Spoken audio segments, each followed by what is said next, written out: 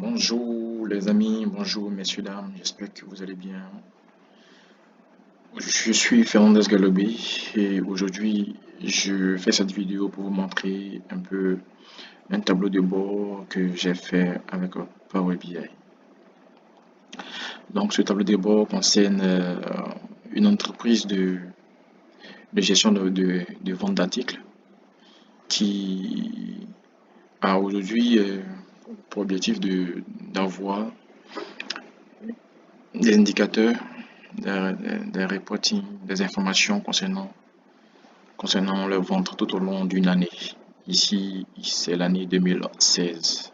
Donc, les indicateurs qui sont un peu ici sont en fonction du chiffre d'affaires. Comme vous pouvez le constater ici, nous avons le chiffre d'affaires global de l'année. 719 771,37. Bon, ici, bon, c'est en euros. Parce que la date dataset que j'ai eu à prendre, la base de données que j'ai eu à prendre, ça concerne une entreprise française. On a également le bénéfice qui en découle. Et pour ce chiffre d'affaires-là, combien d'articles qui ont été vendus? Nous avons 31 396 articles qui ont été vendus. Eh bien, comment allons-nous savoir les différents articles qui ont été les plus vendus? Alors, cet indicateur-là nous montre un peu le pourcentage de vente par article. Donc, les widgets ont été vendus à un pourcentage de 89,79.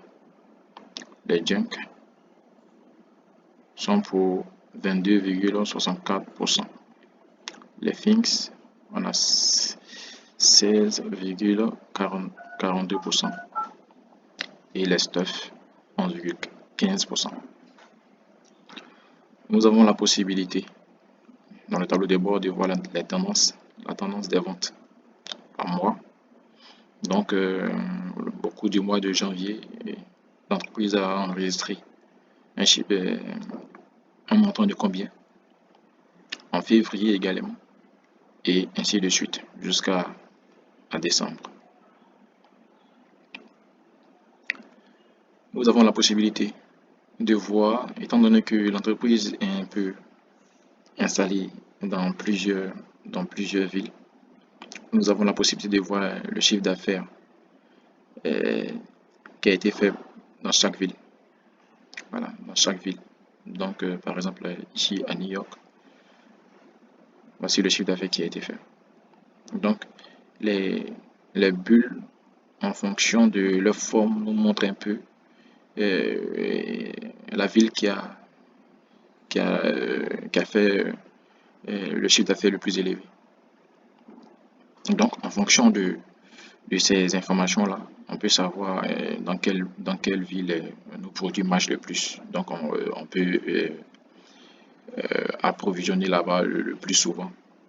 Il faudrait que il n'y ait pas de rupture de stock dans ce genre de zone.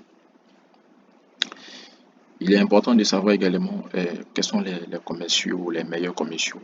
Donc, pour cela, il y a un indicateur que le tableau de bord montre. Donc, les meilleurs commerciaux en fonction des montants qu'ils nous ont fait entrer. Et vous allez voir que il y a un détail, un détail par mois. C'est-à-dire, étant donné que ça montre un peu la performance du commercial, mais par mois, quelle est comment la performance est répartie, comment. Donc on a une possibilité de voir le détail en infobulle ici,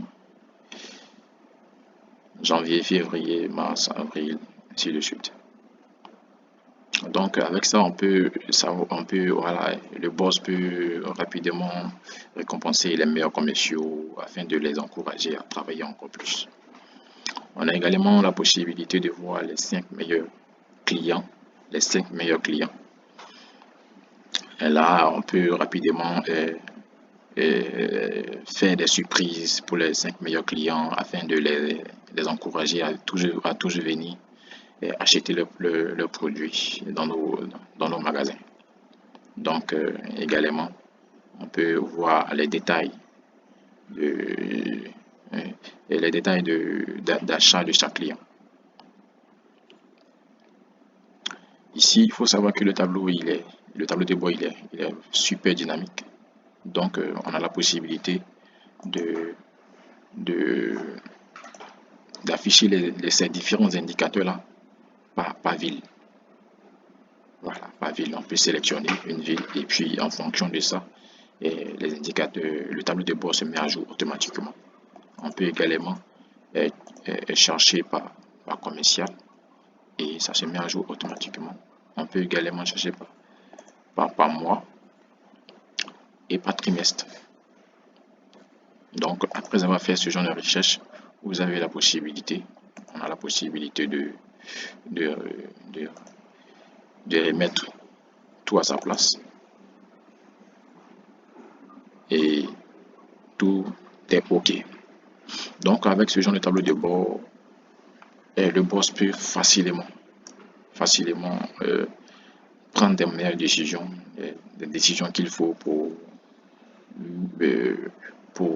mieux piloter, prendre des décisions stratégiques pour mieux piloter l'entreprise et le processus de vente. Et donc, merci de votre attention.